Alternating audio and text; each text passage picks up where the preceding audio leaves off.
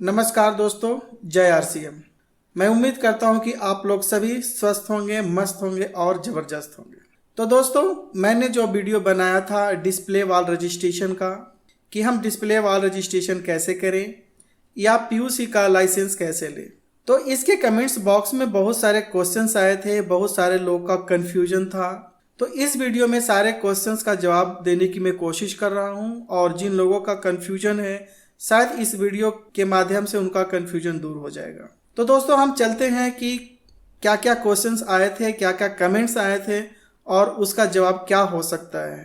तो हम यहाँ पर पहला क्वेश्चन लेते हैं कि अगर डिस्प्ले वॉल वाले या पीयूसी वाले FSSAI यानी इसका फुल फॉर्म होता है food safety and standards authority of India, अगर डिस्प्ले वॉल वाले या पीयूसी वाले FSSAI का रजिस्ट्रेशन नहीं लेते हैं या लाइसेंस नहीं लेते हैं तो क्या जनवरी 1, 2022 से बिलिंग कर पाएंगे।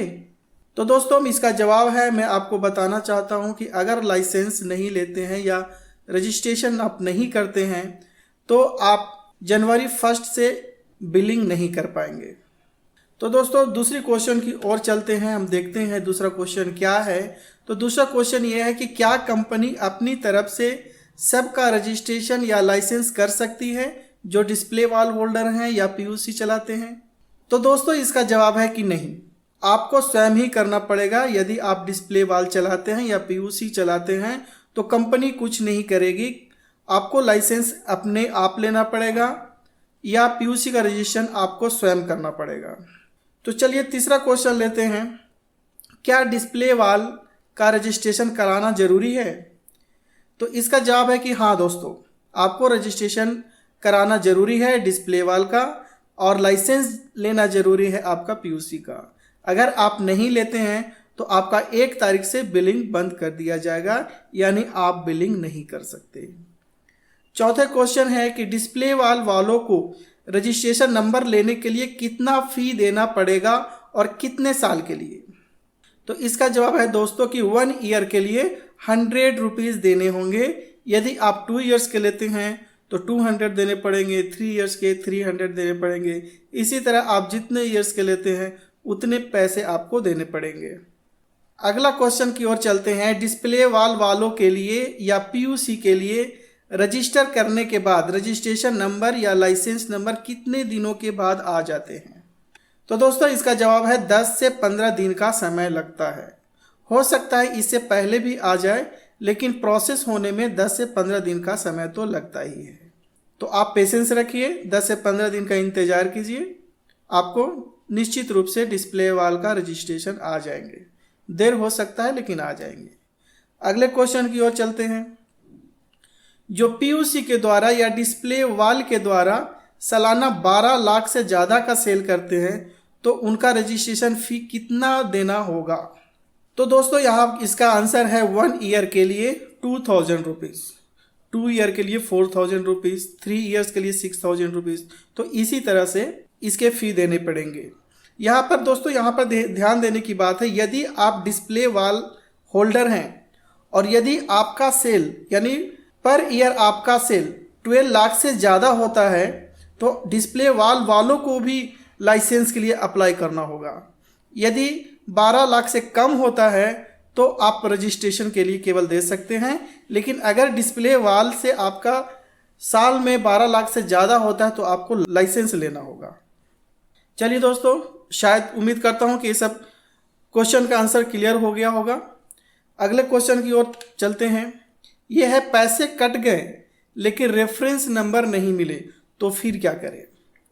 तो दोस्तों, इसका जवाब है कोई भी प्रोसेस जो ऑनलाइन के द्वारा होता है, जैसे आप गूगल पे से करते हैं, फ़ोन पे से करते हैं या किसी और मीडिया से करते हैं, तो कोई भी प्रोसेस जो ऑनलाइन के द्वारा होता है उसमें गवर्नमेंट का रूल होता है कि यदि आपका पैसा कट गया हो और प्रोसेस कंप्लीट ना हुआ हो तो ऑटोमेटिकली एक कंप्लेंट रजिस्टर हो जाता है और 3 दिनों के अंदर आपका पैसा आपके अकाउंट में वापस आ जाता है। तो टेंशन लेने की ज़रूरत नहीं है। यदि आपके पैसे कट गए हैं और रजिस्ट्रेशन नंबर नहीं हुआ है, रेफरेंस नंबर नहीं मिला है, तो कोई डरने की बात नहीं है, आपके पैसे रिटर्न हो जाएंगे। फिर आप दोबारा उसे रजिस्टर कर सकते हैं, दोबारा आप फॉर्म फिलअप कर सकते हैं, दोबारा अप्लाई कर सकते हैं। चलिए अगले क्वेश्चन की ओर। जिन्होंने रजिस्ट्रेशन आजकल में किया हो और रजिस्ट्रेशन नंबर आने में 10 से 15 दिन का टाइम लग जाता है, तो क्या 1 तारीख के बाद बिलिंग होगा या नहीं होगा? तो दोस्तों जैसे हम लोग पहले बात कर चुके थे कि 1 जनवरी के बाद बिलिंग बंद कर दिया जाएगा। बाद में जब रजिस्ट्रेशन नंबर आएगा उसे अपडेट करके चालू किया जा सकता है। लेकिन अगर आप लाइसेंस नंबर नहीं देते हैं या रजिस्ट्रेशन नंबर नहीं देते हैं तो आपको 1 तारीख से यानी 1 जनवरी 2022 से बिलिंग होना बंद हो जाएगा। चलिए अगले क्वेश्चन की ओर। रजिस्ट्रेशन सर्टिफिकेट को कहाँ अपलोड करना है? तो दोस्तों हमने यहाँ पे देख सकते हैं कि कहाँ पे करना है। आप जो भी डिस्प्ले वाल होल्डर है अपना डिस्प्ले वाल लॉगिन आईडी पासवर्ड डाल करके आप लॉगिन कर लें। वहाँ पे आपको एक यूटिलिटीज़ का ऑप्शन मिलेगा, वहाँ पे क्लिक कर लें। जैसे ही क्लिक करेंगे वहाँ पे अपलोड डॉक्यूमेंट्स का ऑप्शन मिलेगा, उस पर क्लिक कर लें। क्लिक करने के बाद आपको एक यहाँ पे ऐसे इमेजेस देखेंगे, फूड लाइसेंस नंबर, यहाँ पे फूड लाइसेंस नंबर लिखना है और वहाँ पे नो इमेज लिखा हुआ है, वहाँ पे क्लिक करना है और आपको सर्टिफिकेट यहाँ पे अपलोड करना है। जैसे ही आप क्लिक करेंगे तो आपको एक पाथ पूछेगा जहाँ पे आपका लाइसेंस नंबर स्टोर्ड है, लाइसेंस इमेजेस स्टोर है, वहाँ क्लिक करेंगे। वैसे ही क्लिक करने के बाद अपलोड करेंगे तो यहाँ आपका उसका इमेज यहाँ पे आ जाएगा। उसके बाद ऑप्शन मिलेगा अपलोड का, वहाँ क्लिक करेंगे तो आपको अपलोड हो जाएगा। दोस्तों अगला क्वेश्चन की ओर चलते हैं। यदि हम रजिस्ट्रेशन कर देते हैं तो क्या कोई चेक करने भी आ सकता है? जी हाँ दोस्तों, यदि आप रजिस्ट्रेशन करते हैं डिस्प्ले वाल का या आप पीयूसी का लाइसेंस लेते हैं तो फूड इंस्पेक्टर, आप जो भी स्टेट में हो वहाँ के फूड इंस्पेक्टर आपको चेक करने आ सकता है। अगले क्वेश्चन क्या है? अगर लाइसेंस नंबर या डॉक्यूमेंट्स अपलोड नहीं हो पा रहा है तो हम क्या करें?